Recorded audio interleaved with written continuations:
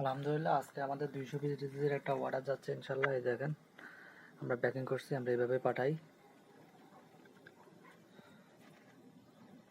এটা যাবে আজকে নওগাঁতে।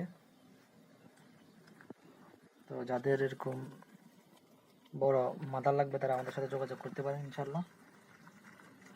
আমাদের এই পার্সেলটা আজকে যাবে নওগাঁতে। দেখেন, আমরা এইভাবে পাঠাই আর কি। তো এখানে আজকে 250 পিস মাদার আছে। যে দেখেন, যেভাবে দিয়েছি ইনশাল্লাহ কোনো সমস্যা হবে না।